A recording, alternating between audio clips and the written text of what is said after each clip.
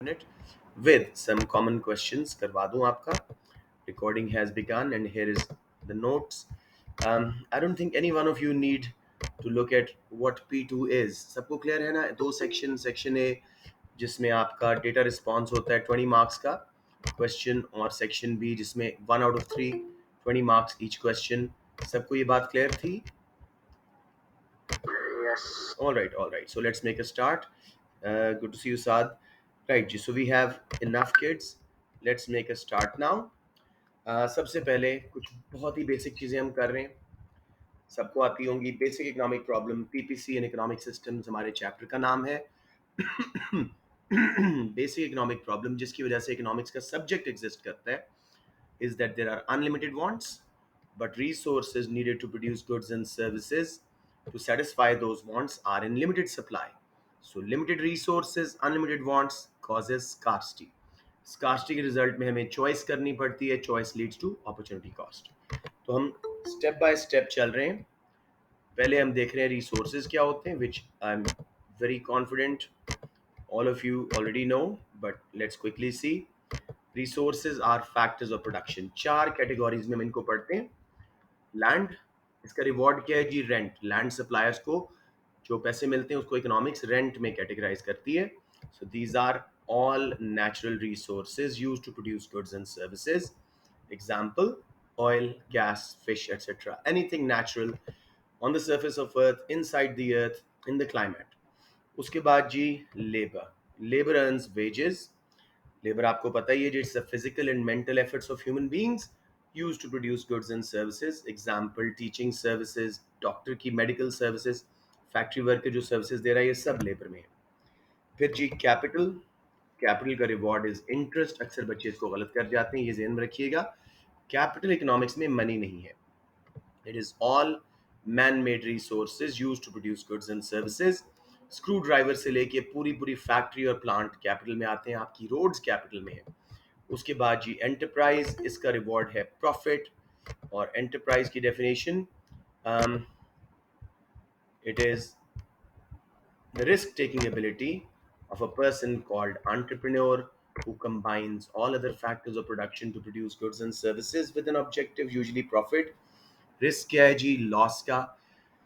अच्छा, कोई क्वेश्चन आता है 8 मार्क का, explain the role of enterprise या entrepreneur in growth of an economy. सबसे पहले एंटरप्राइज को या एंटरप्रेन्योर जो भी वर्ड आता है उसको डिफाइन करें. It's a risk taking ability of entrepreneur to combine resources या factors of production to produce goods and services with an objective such as profit. He takes a risk of loss as well. अब इसके roles इसकी definition में ही है. पहला role क्या है जी? Risk taking abilities की. Entrepreneur takes risk, ठीक है, in setting up a business, coming up with an idea of production of a good or service, and there is always a chance of loss. So their risk-taking ability is their first function. Second function, your role इनका क्या है? They combine other factors of production. Entrepreneurs are the ones who buy land, who hire labor, who set up capital plants, factory, etc. with the aim of making a profit. उन सबको combine कर रहे हैं. उन सबको mainly जो entrepreneur का role है जिससे इकोनॉमिक ग्रोथ आती है, दैट इज मेरा बेटा डिसीजन मेकिंग. सो आपने तीसरा रोल डिसीजन मेकिंग करना है. 2-2 मार्क्स का हर रोल होगा 8 मार्क के क्वेश्चन में. किसी बच्चे को इन चारों फैक्टर्स ऑफ प्रोडक्शन की डेफिनेशंस, रिवॉर्ड्स और रोल्स में प्रॉब्लम आ रहा हो तो अभी से पूछ लें बेटे. पूरा 8 मार्क्स का क्वेश्चन आता है. अगर फर्ज किया क्वेश्चन आए 8 मार्क का, ये मैं आपको असल क्वेश्चन बताता हूँ कैसे था. Explain the role of enterprise in a modern economy and how is it rewarded differently from other factors of production. सबसे पहले enterprise को define करें. Risk taking ability of an entrepreneur to combine other factors of production to produce goods and services with an aims, usually profit. 2 marks. उसके बाद उसके आप roles बताना शुरू कर दें. Entrepreneur takes risk. His risk taking ability is that he combines resources, or there is always a risk of loss. A venture may not succeed. He's aiming for profit but may end up making loss. Second उसका जो role है वो कर दें जी, combine करता है factors of production को. Buys land, hires capital, hires labour, comes up with an idea, innovation लाता है जिसकी वजह से इकोनॉमी में ग्रोथ आती है, चॉइस आती है कंज्यूमर्स के लिए, जॉब्स क्रिएट होती हैं, जीडीपी बढ़ता है. उसको आप लिंक करें आगे. फिर उसके बाद जी एंटरप्रेन्योर का जो मेन रोल है वो है decision making. He decides how much labour to use, क्या हम लेबर इंटेंसिव बिजनेस करें या कैपिटल इंटेंसिव करें, किस तरह की गुड्स या सर्विसेज प्रोवाइड की जाएं. उससे वो कंज्यूमर्स के लिए चॉइसेस, इनोवेशन एंड क्रिएटिविटी लाता है. रिवॉर्ड इसका किस तरह डिफरेंट है. Enterprise is rewarded with profit, whereas other factors of production are rewarded with interest for capital, wages for labor, and rent for land suppliers. समझ आ गया. ये 8 मार्क का क्वेश्चन इस तरह का आ सकता है. Any one, any question here. Sir कितने रोल्स इसमें? मैंने आपको बताया आपने 3 करने. रिस्क टेकर, ठीक है, डिसीजन मेकर, फिर उसके बाद उसके रिजल्ट में इनोवेशन ले आए, ठीक है, combiner of factors of production. ये 3 रोल्स बचे करने आपने. सबको क्लियर हो गया या मजीद थोड़ी सी इस पे बात कर लें?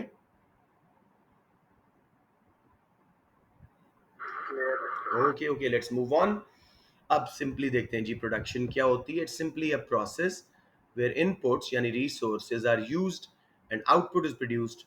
इनपुट्स हैं फैक्टर्स ऑफ प्रोडक्शन. प्रोसेस जैसे भी हमारी क्लास में भी हो रहा है, फैक्ट्रीज में भी होता है, और प्रोडक्शन जो होती है गुड्स एंड सर्विसेज वो आउटपुट होती है. Opportunity cost, a key concept in microeconomy. It is the next best alternative for gone when we choose an item. अच्छी डेफिनेशन दीजिएगा, कई बच्चे गलत कर देते हैं. नेक्स्ट बेस्ट ऑल्टरनेटिव का जो बेनिफिट है वो हमारी अपॉर्चुनिटी कॉस्ट है, not the money it self. For example, a student has 1000 rupees, he can buy a book और ईट एट अ रेस्टोरेंट. अगर वो बुक खरीदता है तो the enjoyment he would have had from the meal, वो उसकी opportunity cost है. ठीक है, नेक्स्ट बेस्ट ऑल्टरनेटिव. एमसीक्यूज में कभी कभी वो कहता है वो बुक खरीद सकता था या मूवी देख सकता था या खाना खा सकता था, तो जो सेकंड बेस्ट है हमेशा उसको चूज करना है आपने. फर्स्ट वाला अपॉर्चुनिटी कॉस्ट नहीं होता, जो मिल गया आपको नेक्स्ट बेस्ट अपॉर्चुनिटी कॉस्ट है. इंडिविजुअल्स को भी अपॉर्चुनिटी कॉस्ट फेस करनी पड़ती है, फर्म्स को भी. फर्म्स को कैसे?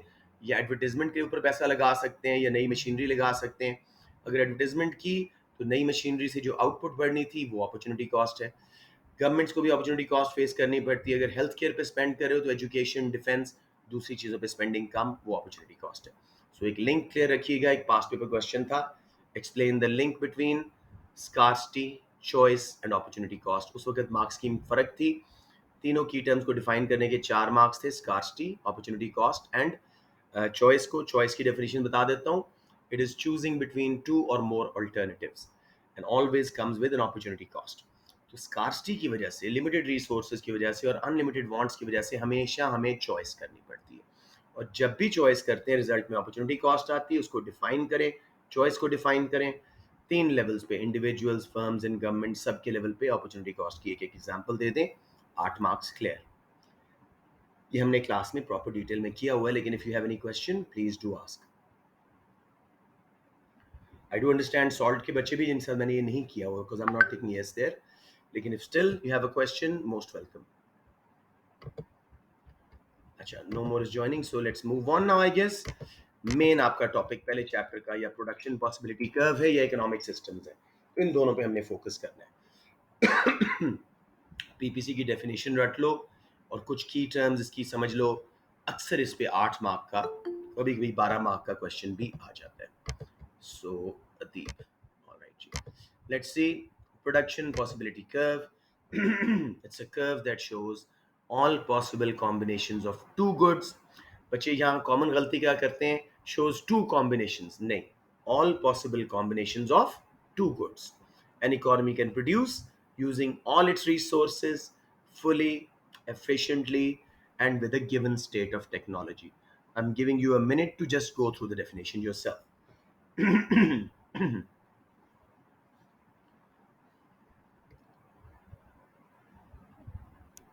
4 चीजें इस डेफिनेशन में होना शामिल जरूरी है to get the 2 marks. It's a curve that shows, ये तो बेसिक है. All possible combinations of two goods, पहली चीज. Economy can produce using all its resources fully, दूसरी चीज एफिशिएंटली, और चौथी चीज given state of technology, technology change नहीं हो रही. अब नीचे आप एक बेसिक पीपीसी बना देंगे, तब भी मार्क्स स्कीम आपको 2 मार्क्स दे देती है हर पीपीसी के क्वेश्चन में, 8 मार्क वाले में. अब यहाँ पे मैंने क्या दिखाया जी, गन्स एंड रोजेस का एक पीपीसी बनाया है. हम मैक्सिमम 10 गन्स बना सकते हैं या 20 रोजेस. कोई बच्चा मुझे बता दीजिएगा, अगर हम 20 रोजेस बनाते हैं तो कितनी गन्स छोड़ रहे हैं, what's the opportunity cost? Very good. और अगर हम 10 गन्स बनाते हैं तो रोजेस की कितनी अपॉर्चुनिटी कॉस्ट हो रही है? 20। एक गन बनाने के लिए हमें कितने रोजेस छोड़ने पड़ रहे हैं? गिवन अप ओवर मेड, 20 को डिवाइड करो 10 पे, for every one gun we are giving up 2 roses. किसी बच्चे को यहां प्रॉब्लम आ रही है तो मुझे बता दें। एक रोज के बदले में हाफ अ गन, एक गन के बदले में 2 रोजेस। सबको क्लियर हो गया? Yes. कुछ बच्चे खामोश रह रहे हैं, मुझे बता दो, अगर मसला है तो पूछ लो। सर इसका फॉर्मूला ये होता है ना, मेड और given up. Given up over made, given up over made मतलब आप रोजेस बना रहे हो 20, तो गिव अप क्या कर रहे हो? 10 गन्स। तो 10 guns over 20 roses, for every rose we are giving up half a gun, okay sir. For every gun we are giving up 2 roses. शाबाश। ये हो गया जिसकी असम्पशंस ओनली 2 गुड्स, रियलिटी में बहुत ज्यादा गुड्स हैं। फुल एम्प्लॉयमेंट, रियलिटी में अनएम्प्लॉयमेंट एग्जिस्ट करती है। प्रोडक्टिव एफिशिएंसी यानी हम लीस्ट कॉस्ट मेथड यूज कर रहे हैं, एफिशिएंट टेक्निक्स ऑफ प्रोडक्शन है, रियलिटी में एफिशिएंसी कॉम्प्रोमाइज हो जाती है।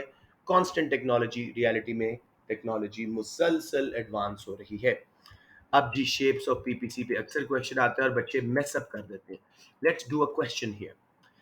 मैं एक क्वेश्चन बना रहा हूँ, पास पेपर में ही था, मैं उसको जरा थोड़ा एक्सपैंड कर रहा हूँ। Explain why a PPC is drawn sometimes in a straight line, sometimes with outward bend या increasing opportunity cost, and sometimes inward bending. 8 mark. 2 mark PPC की डेफिनेशन एंड बेसिक पीपीसी बनाने के वो हम कर चुके हैं। Curve that shows all possible combinations of two goods an economy can make using all its resources fully efficiently with a given state of technology. एक basic सा पीपीसी बना दें। मैंने तो बहुत सारे कॉम्बिनेशन दिखा दिए, आप सिर्फ 10 गन 20 रोजेस का बेसिक कॉम्बिनेशन दिखा के 2 मार्क्स ले गए। फिर जी PPC shapes are due to opportunity cost difference, resources की होमोजेनिटी की वजह से या नॉन होमोजेनिटी की वजह से। PPCs are drawn in a straight line as seen above due to homogeneous resources. They are equally efficient at making both goods, therefore opportunity cost is constant. जब भी नोट करो, हम पहले कॉम्बिनेशन ए पे थे, 10 और 5 का कॉम्बिनेशन था गुड वाई एंड एक्स का। हम बी पे गए, 5 एक्स्ट्रा एक्स बनाने के लिए हमें 3 छोड़नी पड़ी हैं। हर जगह पे 5 एक्स्ट्रा बनाने के लिए हमें 3 छोड़नी पड़ रही है। अपॉर्चुनिटी कॉस्ट कांस्टेंट रह रही है। अगर यहाँ पे कोई गलती है मेरे ग्राफ में तो शायद हो सकता है गलती बन गई हो, लेकिन आपने ऐसे कॉम्बिनेशन दिखाने हैं। 2 दिखा दीजिएगा कि जब भी एक गुड जितनी बना रहे हो, बदले में दूसरी गुड एक खास नंबर छुड़वाइएगा बराबर हर दफा। Do not make the opportunity cost increase और डिक्रीज। समझ आ गया बच्चों? पहले 2 मार्क्स आपने ग्राफ बनाया स्ट्रेट लाइन का और बताइएगा this is due to homogeneous resources because resources are equally efficient at making both goods, therefore opportunity cost is constant. Like we move from C to A to make 3, अच्छा यहाँ मुझसे गलती हो गई है, 3 good X we gave up 3 good Y, आगे भी 3 good X कीजिएगा और 3 good Y का गिव अप करवाइएगा ताकि constant opportunity cost रहे। समझ आ गया बच्चों? कोई कंफ्यूजन 2 मार्क्स के लिए?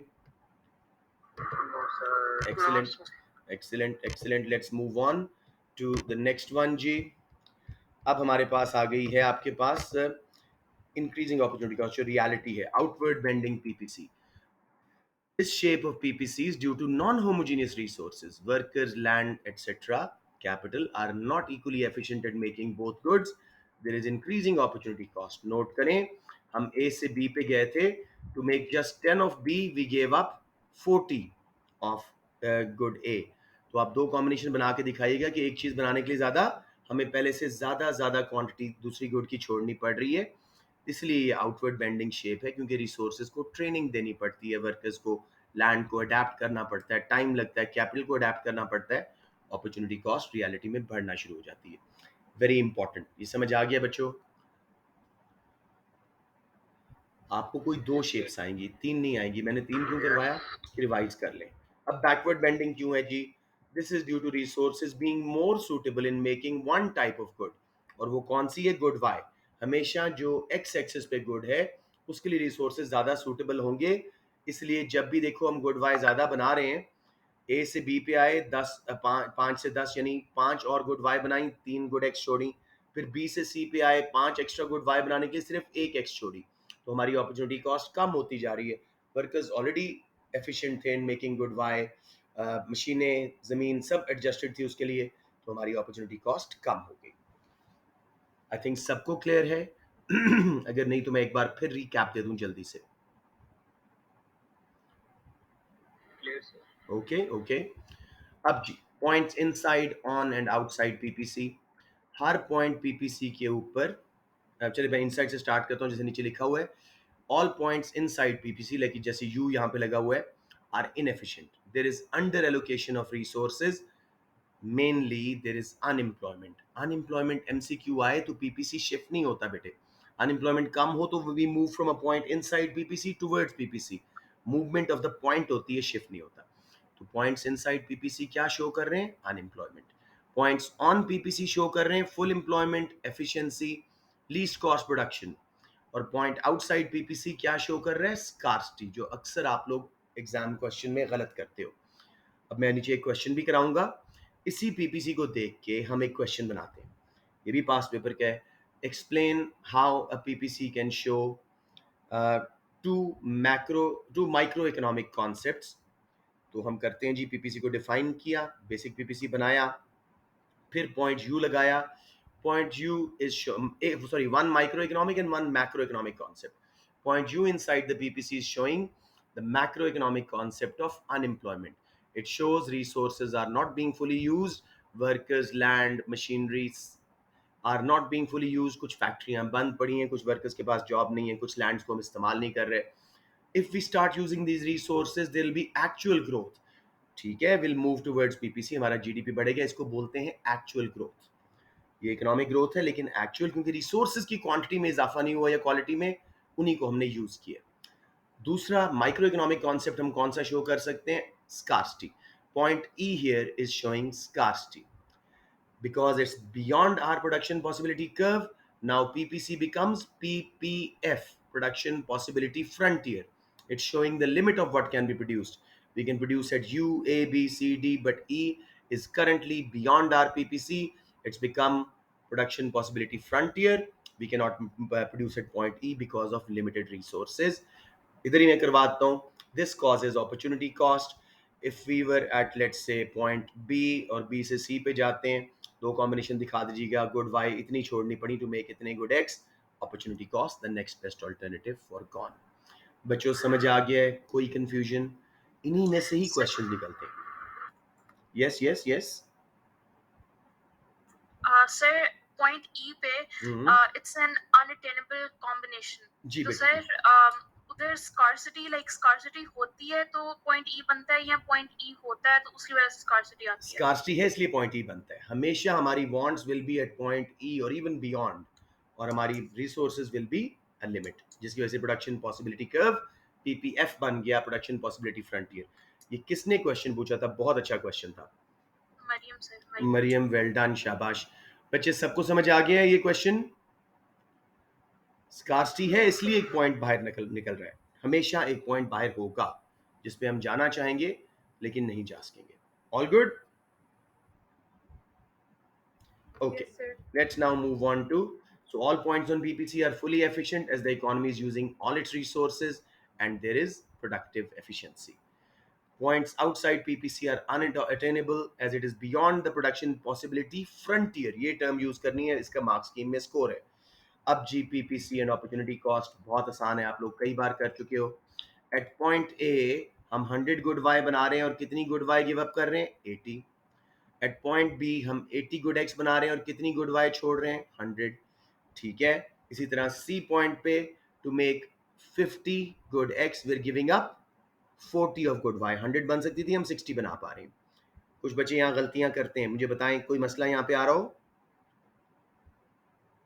अच्छा जी, at point c to make 60 good y, how many good x are we giving up? 30। ठीक है, when we move from point c to d, हमने कितने बनाए? 20 एक्स्ट्रा गुड वाई बनाए और एक्स कितने छोड़ने पड़े? 10। ये सारे कॉम्बिनेशंस हैं, एक बार रिवाइज कर लीजिएगा। किसी बच्चे को इसमें मसला आ रहा हो प्लीज पूछ लें, ये एमसीक्यूज कॉमन आते हैं और बच्चा गलती कर जाता है, मुफ्त का मार्क्स मिस हो जाते हैं। ऑलराइट, अब जी वही वन यूनिट की अपॉर्चुनिटी कॉस्ट कैलकुलेट करना, गिवन अप ओवर मेड। अगर हम कर रहे हैं जी 80 गुड एक्स बना रहे हैं तो गिव अप कितनी कर रहे हैं? 100 Y. So 80 X over 100 Y, 0.8 of X for every good Y. इस तरह करते हैं हम इसकी कैलकुलेशन वेरिएबल्स के थ्रू। ये एमसीक्यूज का काम है, ये हम बेशक अभी छोड़ देते हैं और देखेंगे इन are past paper session for MCQs. लेकिन एक मैं जल्दी से आपको करवाता हूँ। मुझे कोई बच्चा बताएं, एफ पॉइंट पे हैं हम, कितनी बन रही है गुड वाई 0 से लेके ओ जी, और गुड एक्स बन रही है ओ एच। सो अगर वो क्वेश्चन पूछता है economy is producing at point F to make 0 H good X, what is the opportunity cost in terms of good Y, कितनी वाई छोड़ रहे हो? कौन सर बताएगा? जी है। जी ए, एब्सोल्युटली। वो कहता है economy move from point F to C in order to make HE extra good X, how many Y we're giving up? DG, perfect, शब्द को समझ आ रहा है, गुड। शिफ्ट्स ऑफ पीपीसी, अब हमारा ये इंपॉर्टेंट टॉपिक है। पीपीसी ये पैरेलल शिफ्ट मैंने किए हुए हैं आउटवर्ड ए बी से। अगर हमारे रिसोर्सेज की क्वांटिटी या क्वालिटी अच्छी हो जाए, ज़्यादा हो जाए तो बाहर शिफ्ट होगा, उसमें कमी हो जाए या वर्सन हो जाए तो लेफ्ट पे शिफ्ट होगा। आउटवर्ड शिफ्ट के लिए मैं पहले लैंड को पिक कर रहा हूँ, नया ऑयल गैस निकल आए, हमारे पास रिसोर्सेज रॉ मटेरियल ज़्यादा हो जाएंगे, पीपीसी बाहर शिफ्ट होगा। कॉस्ट ऑफ प्रोडक्शन, जब भी पीपीसी बाहर शिफ्ट होता है कॉस्ट ऑफ प्रोडक्शन कम होने की वजह से होता है। Use of fertilizers, hybrid seeds, modern technology, workers को हमने फार्मर्स को एजुकेशन एंड ट्रेनिंग दे दी, रिक्लेमेशन ऑफ इरोडेड लैंड जो पानी में दरिया में चली गई थी वो वापस आ गई, winning a war, all of this will increase land, ये बाहर शिफ्ट हो जाएगा। And vice versa, depletion of non renewable resources, हमने अपना ऑयल गैस वगैरह ख़त्म कर दिया, अब हमारे रिसोर्सेज की क्वांटिटी में कमी आ गई और पीपीसी लेफ्ट पे शिफ्ट हो गया। Use of traditional farming method से भी पीपीसी अंदर शिफ्ट होगा। एजुकेशन ट्रेनिंग पे कम स्पेंड करो फार्मर्स की, वॉर हार जाओ, नेचुरल डिजास्टर्स, फ्लड्स, हरिकेन्स वगैरह विल शिफ्ट पीपीसी इनवर्ड। किसी बच्चे को PPC shifting factors with regard to land, कोई मसला मेरे बच्चों? सर जब आउटवर्ड शिफ्ट होगी due to training of labour तो फिर उससे हमारी इनवर्ड शिफ्ट ही होगी क्योंकि हमारी कॉस्ट ऑफ प्रोडक्शन इंक्रीज होगी, तो फिर नहीं, क्यों आउटवर्ड आउटवर्ड शिफ्ट शिफ्ट, होगा? Outward shift cost of production कम होने की वजह से एग्रीगेट सप्लाई बढ़ रही है आपकी लॉन्ग रन वाली। आपका PPC long run aggregate supply curve है, ये सब्सिडीज की वजह से, एजुकेशन एंड ट्रेनिंग की वजह से बाहर शिफ्ट होता है, कॉस्ट ऑफ प्रोडक्शन कम होती है। फिक्स्ड नहीं, वेरिएबल कॉस्ट जो डेली बेस की है। मरियम समझ गए हो? ओके, अच्छा जी, अब हम चल रहे हैं लेबर का। बहुत आसान है, आउटवर्ड शिफ्ट क्यों होगा? नेट माइग्रेशन पॉजिटिव, इमिग्रेशन ज़्यादा है मुल्क के अंदर, ज़्यादा वर्कर्स आ रहे हैं, बाहर कम जा रहे हैं, मोर एजुकेशन एंड ट्रेनिंग पे स्पेंडिंग हो रही है, विमेन पार्टिसिपेशन ज़्यादा हो रही है, ज़्यादा औरतें जॉब पे आ रही हैं। इंक्रीज रिटायरमेंट एज, जिन्होंने पहले रिटायर होना था 55-60 की एज में, अब उनको आपने 65 तक काम करने दिया, लेबर सप्लाई बढ़ी, पीपीसी बाहर शिफ्ट।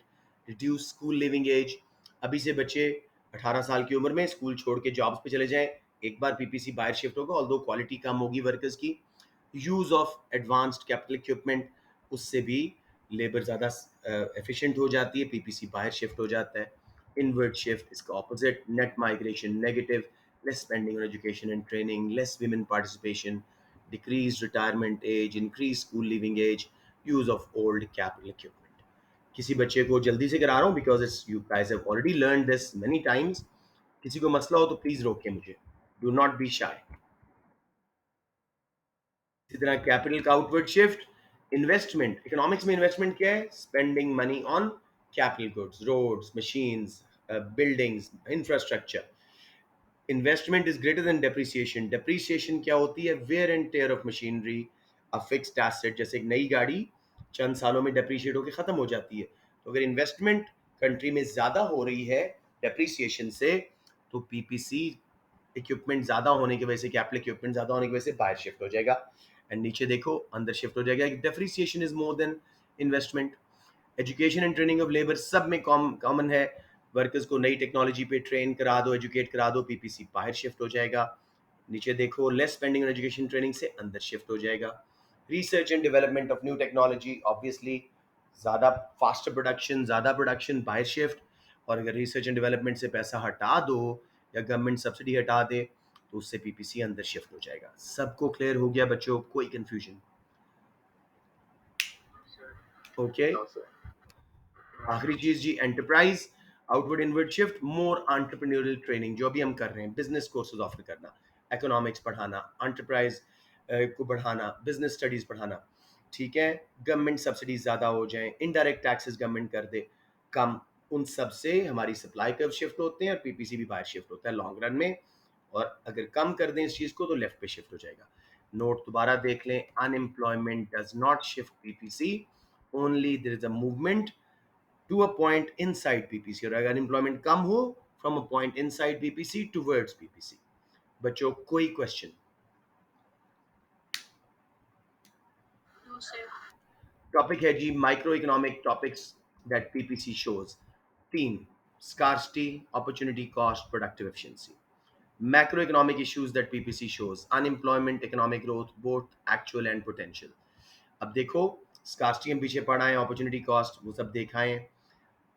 अनएम्प्लॉयमेंट आप दिखाइएगा point A inside PPC showing unemployment, resources are not fully employed, land labour मशीनें वगैरह बंद पड़ी हैं, फैक्ट्रियां, पूरा लिखो खुल के। इकोनॉमिक ग्रोथ एक्चुअल क्या होगी, हम पॉइंट ए से बी की तरफ आ जाएं या बी से सी पे, यानी अपने पीपीसी के पास आ जाएं, इससे भी जीडीपी बढ़ता है, इसको बोलते हैं एक्चुअल ग्रोथ। और इसका लिंक बच्चों होता है aggregate demand shifting to the right से, C plus I plus G plus X minus M में कोई इंजेक्शन आए, एग्रीगेट डिमांड बढ़ती है, जॉब्स क्रिएट होती हैं, हम पीपीसी के अंदर से पीपीसी की तरफ आ जाते हैं। और पूरा शिफ्ट क्यों होता है अभी पढ़ के आए हो, रिसोर्सेज की क्वांटिटी या क्वालिटी में इजाफा हो जाना, एजुकेशन एंड ट्रेनिंग कर देना, सब्सिडाइज करना, नया इंफ्रास्ट्रक्चर गवर्नमेंट बना दे, नई टेक्नोलॉजी पे रिसर्च हो जाए, पूरा पीपीसी बाहर शिफ्ट, इसको बोलते हैं पोटेंशियल इकोनॉमिक ग्रोथ। तो unemployment and economic growth are macro economic issues that PPC reveals, scarcity opportunity cost are micro economic issues. कोई कंफ्यूजन मेरे बच्चों? सर ये एक्चुअल ग्रोथ शॉर्ट रन होती है, एक्चुअल ग्रोथ शॉर्ट रन होती है, growth. Potential growth long run में, aggregate supply shift होने के साथ। शाबाश, who was that? Very good, शाबाश। एनी क्वेश्चंस जी, anyone else? I guess not. अब देखो, ये एमसीक्यूज का काम है, वैसे जल्दी से देख लेते हैं। पैरेलल शिफ्ट, जब रिसोर्सेज दोनों गुड्स के जो सूटेबल हैं बराबर इंक्रीज या इंप्रूव होते हैं या बराबर वर्सन और डिक्रीज होते हैं, तो ये बराबर शिफ्ट होगा। अलबत्ता अगर, oh sorry, I kind of close my document, yes. अलबत्ता नॉन पैरेलल शिफ्ट क्या है जी? अब देखो, ए बी से हम, सॉरी, ए बी से हम सी डी पे गए, तो क्या हुआ basically, resources suited to both goods increased या improved, but more so for y, y का शिफ्ट ज्यादा था। तो ऐसा एमसीक्यू की ऑप्शन ढूंढेगा। पिवटल शिफ्ट, हम ए बी से ए सी पे गए, resources suited to good x increased and improved, but no change in resources for good y। अगर ए बी से ए डी पे आते, resources suitable to x have decreased या worsened, no change in resources to y। अब एक intersectional shift जी, हम A B पे थे, सी डी पे गए, एक्स ज्यादा बन रहा है और वाई कम, क्या शो हो रहा है, resources suitable to making x have increased और improved, resources suitable to making good y have decreased और वर्सेंड। कोई क्वेश्चन मेरे बच्चों? ओके, अब ये क्वेश्चन आ रहे हैं, हाँ जी, कुछ क्वेश्चन पूछना है किसी ने? नहीं सर, कुछ कह रहे थे? No sir. Okay okay, question देखो, इसमें ये कॉमन क्वेश्चन पास्ट पेपर का, explain using a PPC difference between opportunity cost and economic growth. यही वो कहे, एक माइक्रो और एक मैक्रो कॉन्सेप्ट दिखाओ, same answer. Knowledge and understanding के 2 मार्क्स, डेफिनेशन दें पीपीसी की, एक बेसिक पीपीसी ड्रॉ कर दें। एप्लीकेशन के 6 मार्क्स, अच्छा इसमें खैर इकोनॉमिक ग्रोथ को भी डिफाइन कर दें और पीपीसी को भी, अपॉर्चुनिटी कॉस्ट को भी। ये असल में उस वक्त 4 मार्क्स से नॉलेज के, लेकिन आप एहतियातन सारी टर्म्स करते हैं। सो एक एक करके कर लेते हैं। इकोनॉमिक ग्रोथ क्या है जी? Rise in real GDP for a country over a period. PPC shows all combinations of two goods an economy can produce using all its resources fully, efficiently with a given state of technology. Opportunity cost is the next best alternative foregone when we make a choice. Application में PPC बनाएं और इसके ऊपर आप opportunity cost दिखाएं और फिर 3 marks के लिए दूसरा PPC बना के इकोनॉमिक ग्रोथ शो करें। अपॉर्चुनिटी कॉस्ट आपने कैसे शो की? Economy was initially producing at point A, making 60 good Y and 50 good X. They decided to reallocate resources to make more of good Y. It moved from point A to B. कोई reason भी दे दे, maybe good Y has become more in demand, maybe it's a military good and there's a war coming, कुछ भी ऐसा। तो to make 20 extra good Y, we had to give up 20 of good X. This is the opportunity cost. ठीक हो गया, 3 marks, done and dusted. Figure B, मैंने PPC को बाहर भी शिफ्ट किया और अंदर से पॉइंट से मूव करा के एफ पे भी लाया हूँ. Point movement from point E to F is showing actual growth as we are using currently unemployed resources, unused resources like land, labor and capital. मशीनें बंद थी उनको चालू कर दिया, लेबर अनएम्प्लॉयड थी उसको जॉब्स दे दी, लैंड को काश करना शुरू कर दिया या माइन करना शुरू कर दिया. और जब ए बी से सी डी पूरा शिफ्ट हुआ है, it is called potential growth. कोई दो तीन रीजंस बता दें. This is because to greater education and training, investment more than depreciation, और ये कह दें net migration of labour is positive, any such thing. ये पूरा आंसर आपके सामने. कोई कंफ्यूजन मेरे बच्चों of this 8 mark question? Okay, अब ये भी क्वेश्चन हमने क्लास में किया हुआ है, पहले टेस्ट में भी आपसे बात की थी. Discuss if a country's PPC is likely to shift inward और आउटवर्ड ओवर टाइम. 12 मार्क का है, एनालिसिस के 8 मार्क. इसमें पीपीसी को दोबारा डिफाइन करने का कोई फायदा नहीं, कोई मार्क नहीं. क्वालिटी के लिए कर सकते हो लेकिन मार्क्स ना एक्सपेक्ट करना. Up to 4 why shift outward. कोई 3 factors why PPC shift outward. Up to 4 why PPC will shift inward. क्या सब कर सकते हैं पिछली इंफॉर्मेशन की बेस पे? सिर्फ मुझे अगर नहीं कर सकते तो बताएं. कर सकते हैं. Good enough. ये करने के बाद इवैल्यूएशन सुन लें. PPC shift depends on many internal and external factors. If a country uses its resources carefully and invests more in capital and technology, PPC will shift outwards. However, if they waste and deplete resources or are faced with some natural disasters, PPC will shift to the left. 3 marks. Evaluation के हो गए. 1 mark. And पे conclusion. मैंने अभी भी आप लोगों के पेपर्स चेक किए हैं. सब स्कूल्स में एक कॉमन मिस्टेक, इवैल्यूएशन के लिए बच्चे लिखते हैं कंक्लूसिवली और to conclude. You are giving away 3 marks straight away कि भाई मैं कंक्लूजन पे सीधा पहुंच गया हूं. नहीं, आप कहें टू सम अप और as discussed above, to evaluate, ये टर्म्स यूज करें. पहले 3 मार्क इवैल्यूएशन के लिए, वैसे एग्जामिनर को पता है वो दे देगा आपको, लेकिन बेहतर है कि आप खुद भी ये गलती ना करें. कंक्लूजन एंड पे. टू कंक्लूड, आखिरी स्टेटमेंट देखिए. In today's age of technological advances, most countries PPC में शिफ्ट आउटवर्ड्स. ऑल गुड बच्चों, समझ आ गया कैसे इवैल्यूएट करना है? Sir yes sir. यस बेटे, कोई क्वेश्चन था? जी, एनालिसिस में हमने आउटवर्ड और इनवर्ड शिफ्ट दिखाई थी. अच्छा, ग्राफ देखो, जब तक एएस में हमजा आपसे ग्राफ ना मांगे ना, you are not obliged to make it. I am strong believer in do make it.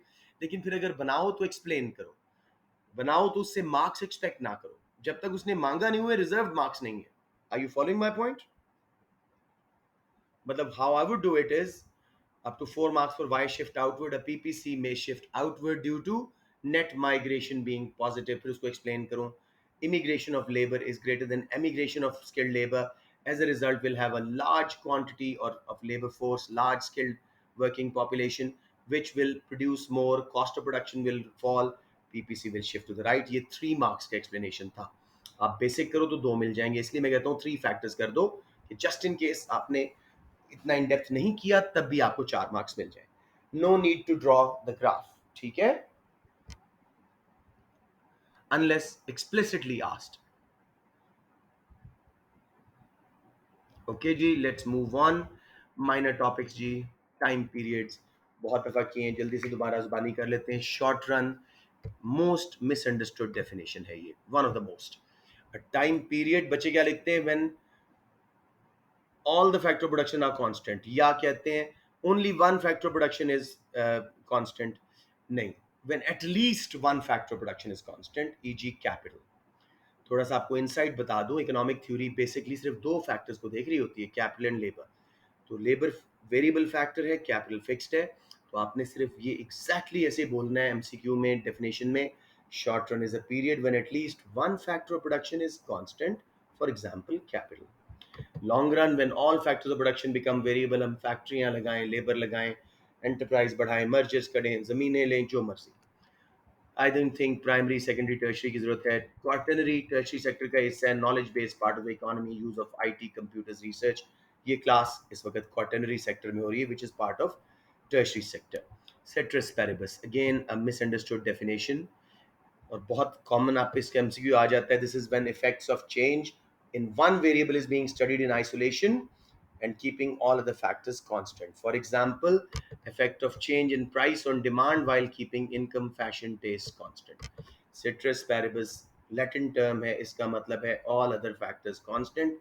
एक वेरिएबल सच एज प्राइस को चेंज होने दे रहे हो, डिमांड कर्व पे मूवमेंट देख रहे हो, एक्सटेंशन कॉन्ट्रैक्शन, बाकी वेरिएबल्स को फिक्स कर रहे हो, कांस्टेंट कर रहे हो for the ease of understanding.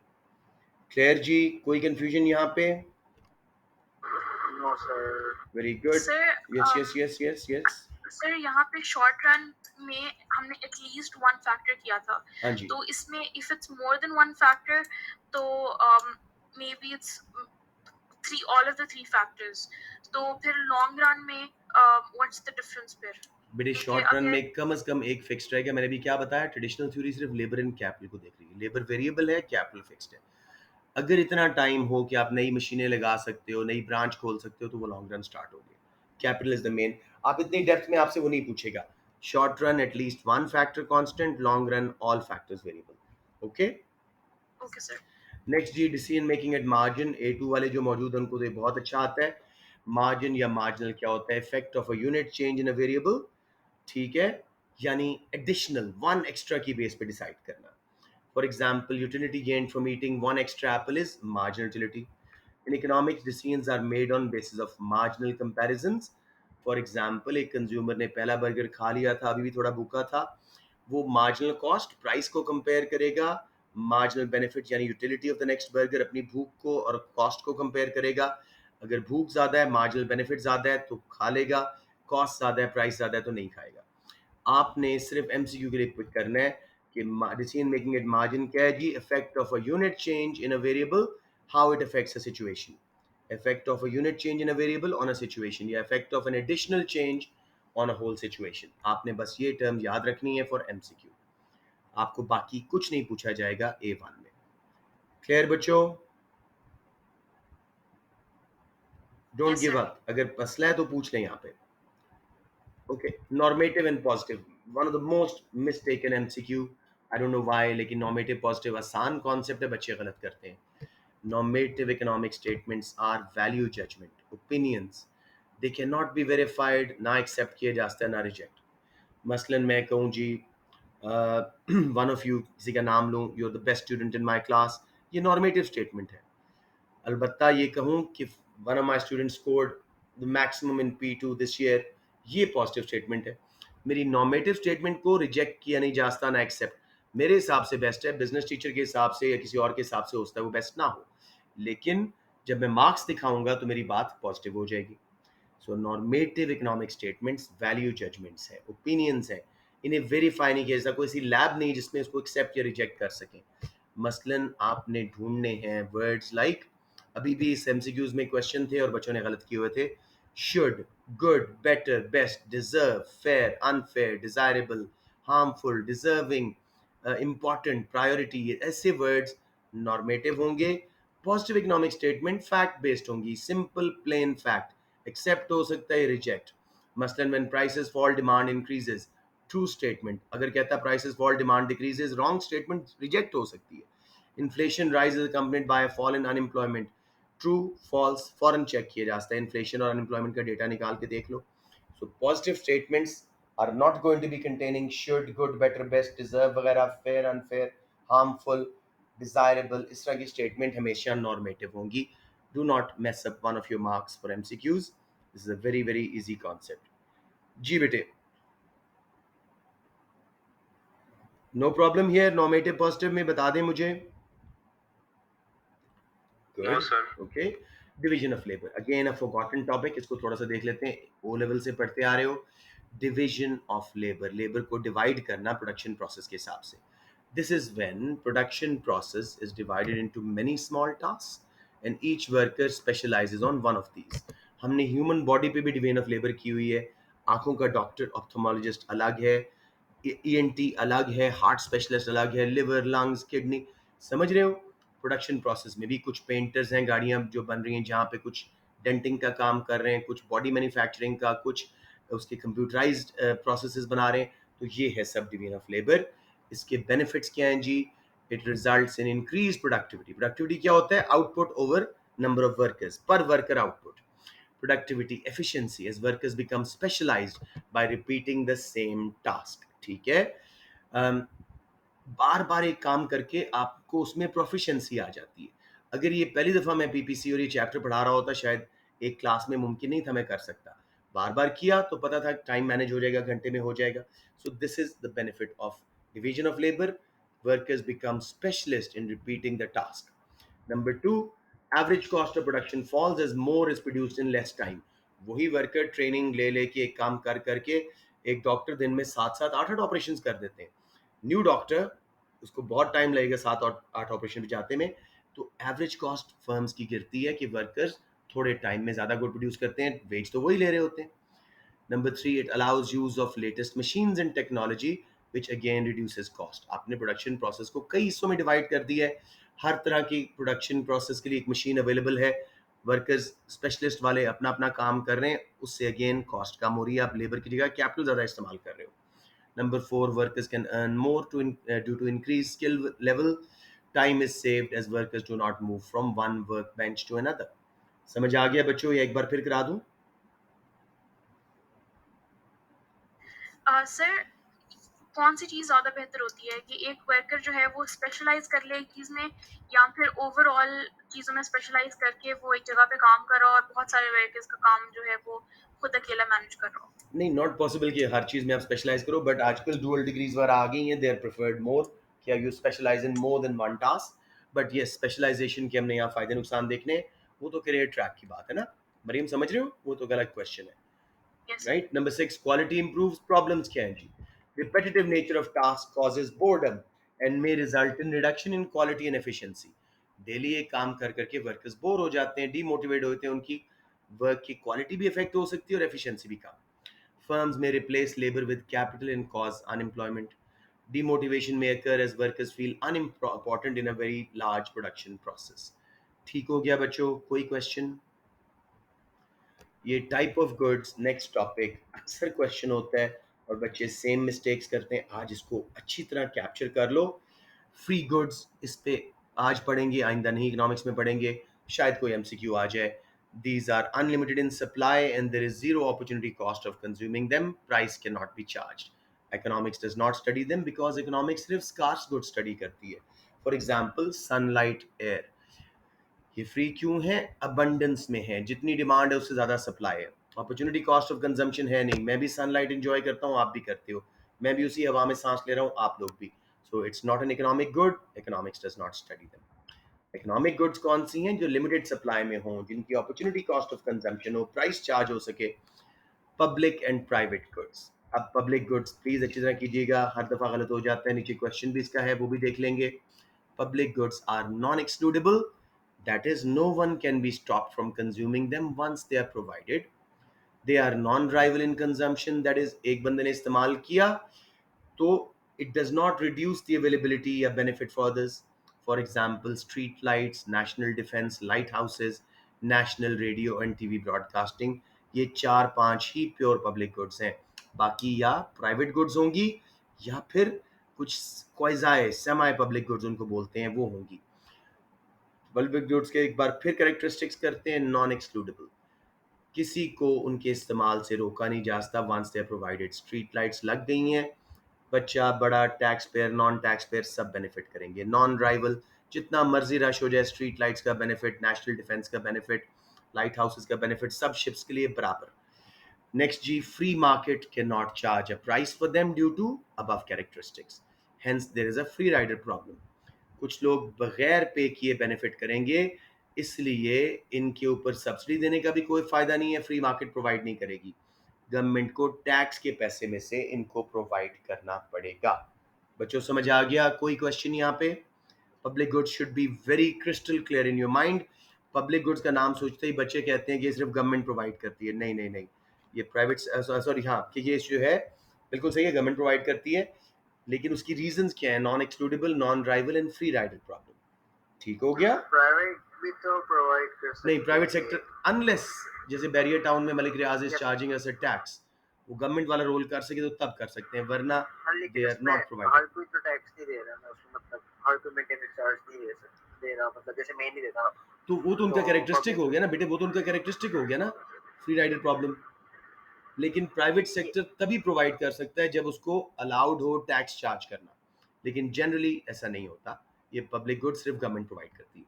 ठीक है, सर पब्लिक स्कूल्स या public places such as parks या फिर वो इनमें नहीं आते। कोई देखो पब्लिक स्कूल्स में राइवलरी है, जब बच्चे ज़्यादा हो जाते हैं, सीटें कम हो जाती हैं, कोटाज हो जाते हैं, फिनिश मेडिकल स्कूल में एडमिशन नहीं मिलता, राइवलरी है।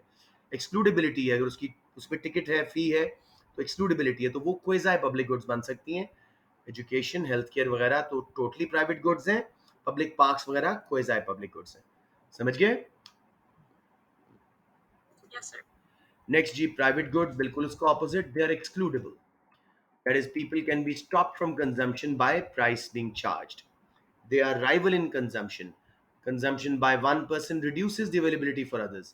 There is no free rider problem, hence private sector can charge a price for them.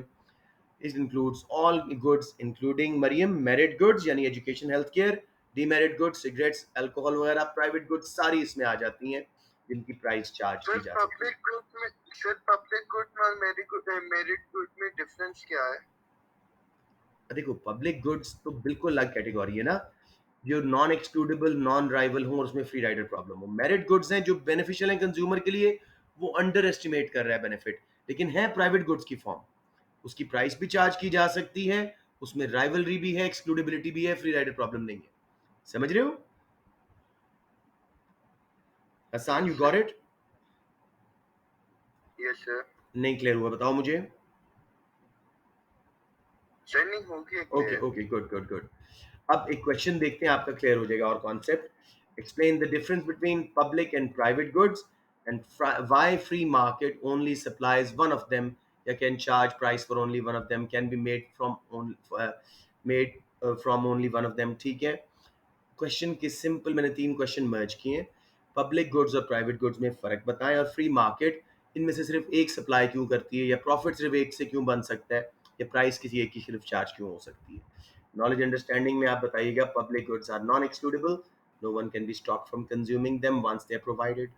They're non-rival. Consumption by one person does not reduce their availability for others. For example, street lights, defense वगैरह. Free market cannot charge a price for them due to the above characteristics. Hence, there is a free rider problem. Some people will benefit from them without paying. Therefore, government provides them from tax money.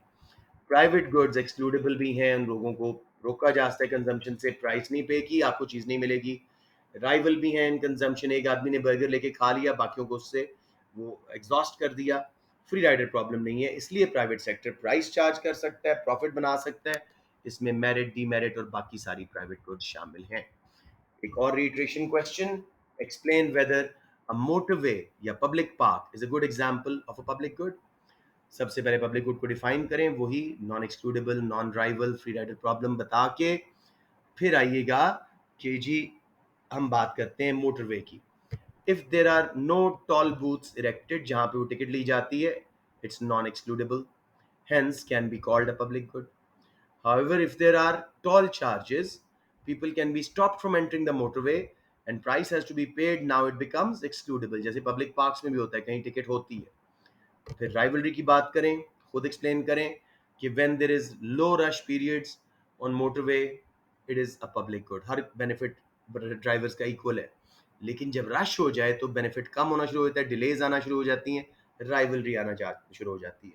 So motorway can be categorized as a quasi public good, यानी it has some characteristics of public goods and some of private goods. Clear हो गया मेरे बच्चों? कोई confusion? हाँ sir. अब demerit goods और merit goods पढ़ के खत्म करते हैं जी। Demerit goods are harmful for consumers. नहीं सर, कोई कंफ्यूजन नहीं है। Good good good. Demerit goods are harmful for consumers, but he underestimates their harm. This is due to lack of information or asymmetric information. पूरी information नहीं है. Therefore, the demand is more than it should be. Market fails as they are overproduced and overconsumed. For example, cigarettes and alcohol. दो मसले हैं, consumer को पता नहीं कितनी बुरी है, डिमांड ज़्यादा है। फ्री मार्केट प्रॉफिट के लिए नहीं देख रही कि थर्ड पार्टीज में भी इसके हार्मफुल इफेक्ट, पोल्यूशन वगैरह आ रहे हैं, बनाए जा रहे हैं, ड्रिंक एंड ड्राइव एक्सीडेंट हो रहे हैं, बनाए जा रहे हैं। सो गवर्नमेंट कैन इम्पोज, इसको मैं वैसे ही कर रहा हूँ, indirect taxes to reduce consumption, details after unit 4, but demand is inelastic, consumption may not reduce by much। थोड़ा सा मैंने गवर्नमेंट इंटरवेंशन का बता दिया। मेरिट गुड्स, दे आर उल्टा, merit goods and demerit goods के दोनों प्राइवेट गुड्स में आती हैं, पब्लिक गुड्स ये नहीं है। They are beneficial for consumer but he under estimates their benefit. ठीक है, due to lack of full information hence demand is less. पता ही नहीं एजुकेशन कितनी अच्छी है, हेल्थ केयर कितनी ज़रूरी है, वरना हम पीरियोडिकल चेकअप करवाते, कोई क्लास मिस ना करते। गवर्नमेंट इन पे सब्सिडीज दे सकती है। However subsidies are expensive, there is an opportunity cost. Unit 4 में करेंगे। इकोनॉमिक सिस्टम्स को हम कल कर लेते हैं। I am sure you guys must be stuffed by now. और कल हम ये करके सीधा जाएंगे डिमांड सप्लाई के चैप्टर पे। सो I'm pretty happy, but she stayed throughout the class. The recording will be made available. You guys can leave